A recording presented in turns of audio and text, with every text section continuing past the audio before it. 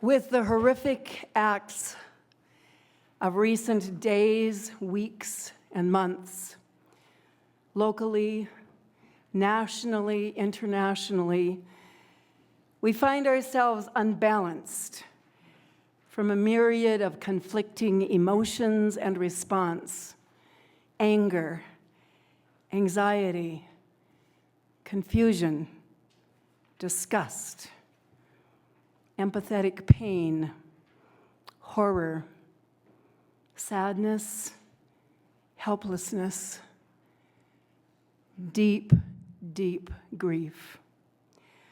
For our friends and neighbors, for our citizens locally and nationally, for our nation, for our world, for Mother Earth. Sometimes the reaction is to meet this senseless, wrongful violence with a need to overpower it, subdue it, subjugate it and its brutal proponents, even if only silently and in our own hearts. Today's reflections simply include some others' alternative words and attitudes to this to consider. Are we as UUs fundamentally committed to nonviolence? The Buddha taught nonviolence, creating the least possible harm in a situation. Martin Luther King told us that nonviolence means avoiding not only external physical violence, but also internal violence of spirit, our own spirits.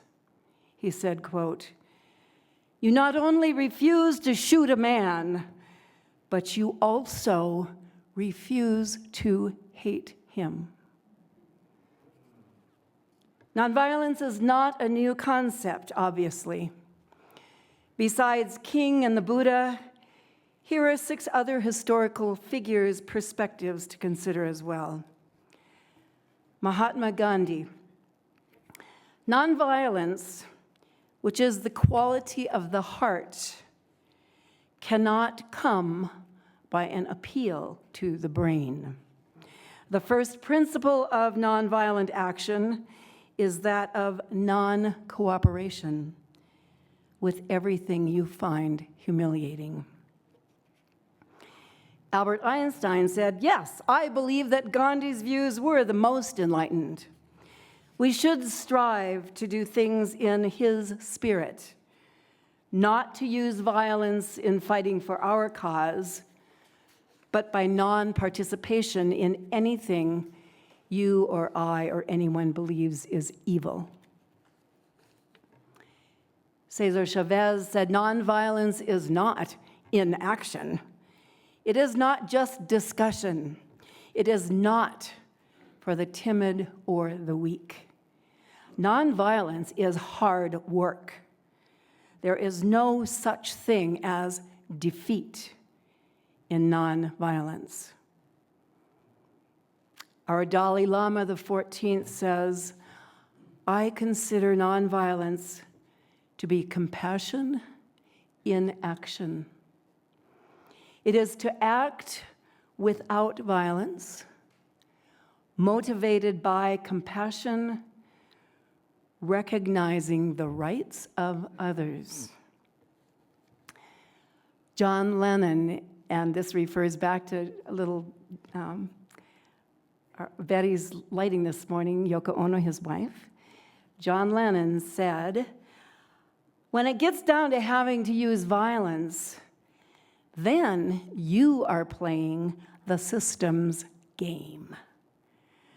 The only thing they don't know how to handle is nonviolence and maybe some humor."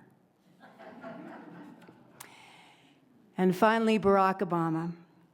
The nonviolence practiced by Gandhi and King may not have been possible in every circumstance, but the love they preached must always be the North Star that guides us on our journey. So with those visionaries' ideas before us, do we also commit ourselves to nonviolence? And if so, how do we commit to it? Our UU history from the 60s shows us that it's not enough to want to be compassionate, to want to stand for justice. We need to continue to learn what that means as we try to hear each other with compassion. Nonviolence is a heart committed to softening instead of hardening. It is a heart that loves, that respects, that reveres life, that connects and wants to connect. We respond to each other out of the reverence for the wonder of the life that is before us, that is all around us. But Unitarian Universalism has always been an engaged religion, one that tries to make a difference in the world. We have affirmed peace as among our most basic values. How can we support peacemaking that is also just? The first step is to choose how you will live in the world. A commitment of faith to be renewed again and again and again, as many times as it takes. We affirm the unity of all existence, and we live in and are a part of a profound relationality, an interdependent web that connects all of us. How can we live in this world? One of the most powerful antidotes to the urge to violence is the felt experience of compassion based on love, one of the deepest theological principles in our tradition. In our thirst for justice, in our hunger for righteousness, by affirming the value of love, we commit ourselves to creating relationships and paths of compassion, paths of respect, paths of mutuality, paths of forgiveness. We commit ourselves to loving our neighbor and seeing all beings in our interdependent web as our neighbors. Yet another opportunity to apply love to internal national struggles, as well as international miscommunication and challenges. We can be the builders of community rather than its destroyers.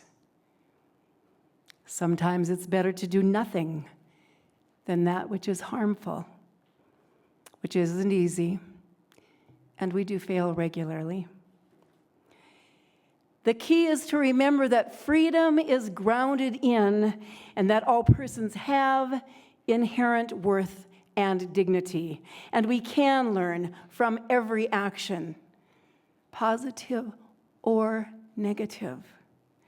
Then rededicate ourselves again and again and again to nonviolence and growing in our own self-awareness, with deeper gratitude, deeper compassion, deeper mercy. We are called to bear witness to the possibility of living with dignity, bravery, and gladness that befit a human being, living our mission and struggle, telling people what we are seeking, what we are seeing, and asking people what they are seeking, what they are seeing. Human beings are free and moral agents. We have the moral capacity to make different choices. Any form of violence is an assault on our humanity, and we must respect our own limits, as well as the limits of others. But we can also still speak truth to power. An example. In a village in India, there was a nasty 8-foot-long cobra, and he loved to bite people. He loved it. Well, there was a nearby guru who decided she needed to have a conversation with our dear violent cobra. So she went to see him, and through her great power, compassion, love, and a little bit of patience, she was able to calm the snake and persuade it not to bite people. Once the villagers saw the change in the snake's behavior, they started chasing it and beating it with sticks. The guru eventually returned to the snake and said, "You know, I persuaded you not to bite, but I didn't tell you that you couldn't hiss." People speak truth to power. So if we are looking to contributing to, creating and living nonviolence, we must follow through on right-ordered relationships. We have a religious obligation to do the least possible harm, to avoid internal violence, our own internal violence, to create just communities and social structures, to speak out against the unjust practices, the unjust structures, the unjust others in our midst. A final piece to end today. This is how we are called, by Kimberly Byer Nelson. In the hours before the birds stream airborne with chiming voice, a silent breath rests in the pines and upholds the surface of the lake as if it were a fragile bubble in the very hand of God. And I think this is how we are called. To cup our hands and hold this peace, even when the sirens begin, even when sorrows cry out, old and gnarled, even when words grow fangs and rend, cupped hands gently open, supporting peace like the golden hollow of a singing bowl.